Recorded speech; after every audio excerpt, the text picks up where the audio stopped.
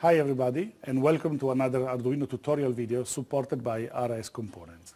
Today we're going to look at the Arduino Wi-Fi Shield. It's a module that you can connect to your Arduino that allows the Arduino board to connect to a Wi-Fi network and then connect to the internet. And we can make all sorts of devices using this tool. Today, the example I'm going to show you, it's a simple lamp that changes color depending on messages that are posted on Twitter. So if somebody posts a Twitter message that begins with the hashtag Arduino RGB and then followed by a color represented as a 6-digit hexadecimal number. This is the way, for example, that colors are represented within HTML pages. The 6 digits represents the amount of red, green and blue that goes into the color. The first 2 digits represent the amount of red, the second 2 green, and the last 2 blue. So what the Arduino is going to do is going to connect to Twitter, launch a search, and you will search for all the messages that contain this hashtag, and once it finds one, it will actually go search for the number, and then it will basically take every number, decode it, and turn it into an amount of color that will be represented on the RGB LED that you see here on the circuit. Let's have a look at the circuit. Here we have an Arduino Uno with a Wi-Fi module mounted on top of it. And then very simply we took a small RGB LED and we connected 3 resistors, and the 3 resistors go to pin 3, 5 and 6. There are PWM pins. So these pins are able to control the brightness of each individual channel in the RGB LED. So the module you see on the top here is the Arduino Wi-Fi Shield. The Arduino Wi-Fi Shield is actually a quite interesting device. It's made of this large chip in the middle. It's a 32-bit microcontroller that contains the whole software that's needed to process the Wi-Fi messages and connect to the internet and provide you with the whole networking stack. And it speaks to this little square module in the corner. That one, it's essentially the wireless part that communicates with the actual Wi-Fi network. So by using a powerful processor on board of the Shield, we can actually save code space, we can save memory on the main Arduino board. So let's have a look at the code.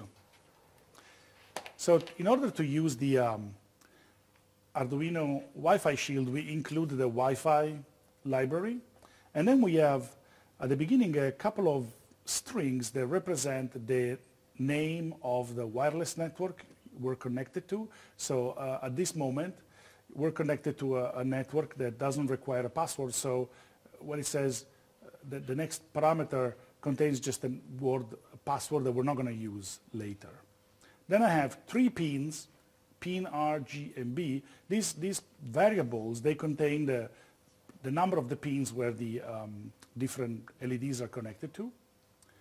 Then this constant max tweets indicates the amount of tweets returned by a search. I have to specify that most of the code that you see here actually comes from an example that was written by Limor Fried for the Adafruit Internet of Things printer. And I took this code and I removed the part that prints to the actual printer, and I replaced it with a simple piece of code that parses the information. There's another number of parameters that indicate how many times the frequency used by the Arduino to connect to Twitter. So in this case, for example, we're connecting every 10 seconds. And the timeout, so the maximum time, we will retry to connect to the server before we stop connecting. And the timeout, so the maximum time to wait from data from the server. So there's a number of internal parameters that are maybe too long to explain right now. So we create a Wi-Fi client, we specify the server name, we specify the query string, in this case Arduino RGB. Then I'm going to skip this rest of the code just to show you quickly how easy it is to connect to the Wi-Fi. So here we check if the Wi-Fi shield is actually mounted on the board. Then we check if we're connected. And then we just basically say Wi-Fi.begin SSID. If I need to specify a password, here after the comment, you see I can put comma pass, and that will specify SSID and password. And then we wait for 10 seconds. And that should be enough for a connection. And this is going to try and retry to connect to the Wi-Fi network until we're connected. Print Wi-Fi status will tell us, okay, you're connected, this is your IP number, this is the network you're connected to, and everything else. And then during the loop, what we're going to do, we're just going to create a connection to the server. We're going to send a request. This code I'm highlighting now is the one that sends the request to the server. Oops. And then later on, once the data has been received, it says here processing results. So we go to this function called JSON parse. JSON parse does quite a lot of work in processing the data that comes from the server, but what's interesting for us is here. Basically, I'm saying if the length of the message that we received is less than 20, it means that the message is short enough to be the hashtag plus the color. So I'm going to decode the color, print out the values I'm going to send to the LED, and I'm using analog write to set the color of each channel of the LED. And then we're just going to print some other debugging information if we want to know that everything worked out. And then we're going to reset the timestamp so that we can check in again 10 seconds. So here I'm going to bring in the debugging message. So if Davide, can you please send a tweet? So we're going to ask our friend Davide to send a tweet with a color, maybe send FF0000, so that represents the full red color. So now the tweet has been sent. It's going to take us a few seconds before Twitter stores the tweet and makes it available in the search. So at the moment you can see the log is just saying that it's waiting for results, there's no new result, pausing. At the moment it's connecting every 10 seconds.